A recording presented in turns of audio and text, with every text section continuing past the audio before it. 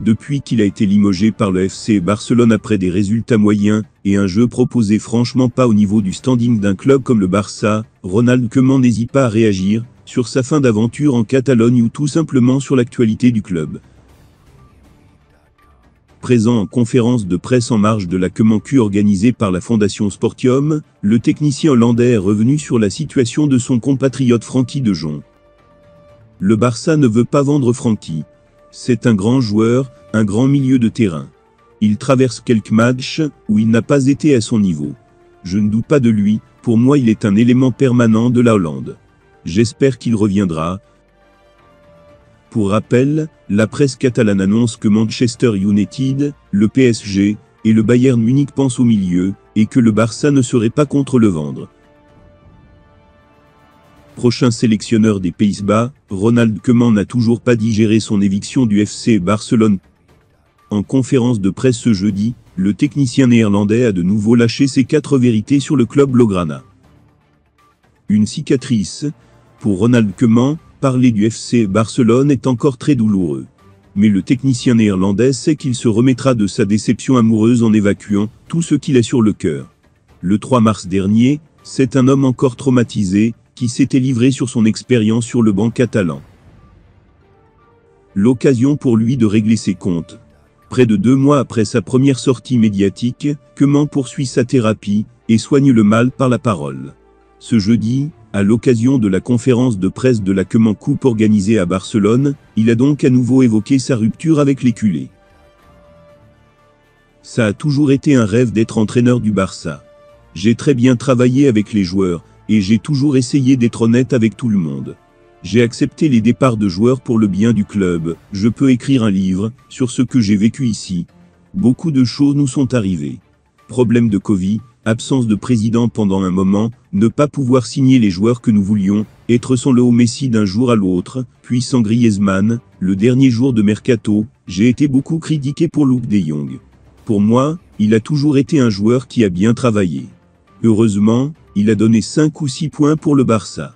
Je ne me sens pas comme un entraîneur qui a échoué. Quitter le Barça le 28 octobre dernier a été un crève-cœur pour Koeman, qu'il a toujours en travers de la gorge. Je n'ai pas beaucoup parlé par respect pour le club. Dans d'autres clubs, j'ai senti, notamment en 2 ans, en tant qu'entraîneur, qu'on savait exactement le risque qu'on avait. Si les choses ne fonctionnaient pas, comme le club le pensait, il pouvait vous virer. Mais ici, le président a laissé paraître des doutes. Officieusement, il a dit qu'il ne savait pas si je devais rester, qu'ils avaient des doutes, ce n'est pas bon. Il faut parler clairement à l'intérieur du club, mais défendre l'entraîneur à l'extérieur. Si vous ne soutenez pas votre entraîneur, c'est compliqué. Le prochain sélectionneur des Pays-Bas a visiblement encore une dent contre son ancien président Joan Laporta. D'autant que les culés ne vont pas forcément mieux à l'écouter. C'est vrai que la situation du Barça est la même que la mienne. Cela veut dire que changer d'entraîneur n'est pas toujours quelque chose qui vous garantit une amélioration. Je ne veux faire aucune critique. La seule chose que je demande, c'est de soutenir Xavi. Un entraîneur n'est pas le seul coupable. Je n'ai pas eu le soutien total d'un président, et j'espère qu'il a appris de cela et soutient Xavi. La situation du club me fait mal, c'est triste parce que je suis un culé. Je demande pour un maximum de soutien à Xavi, c'est une légende, un très bon entraîneur. Mais il a malgré tout avoué, ils se sont sûrement améliorés sur certaines choses. Ils ont signé 3 attaquants ou 3 joueurs qui peuvent jouer devant. Ce n'est pas bon de comparer. Quand je suis parti, Barcelone était à 8 points du Real Madrid, et maintenant presque le double, qu'1 point. Ce n'est pas bon de comparer. La mission de Xavi est aussi compliquée que la mienne.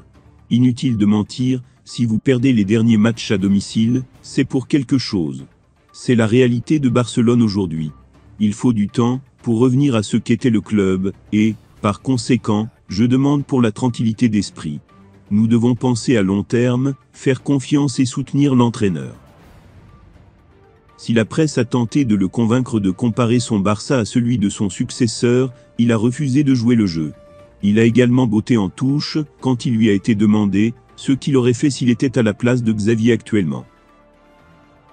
Je ne vais pas répondre, parce que je n'ai pas eu ce soutien du club, et j'espère que Xavi en a.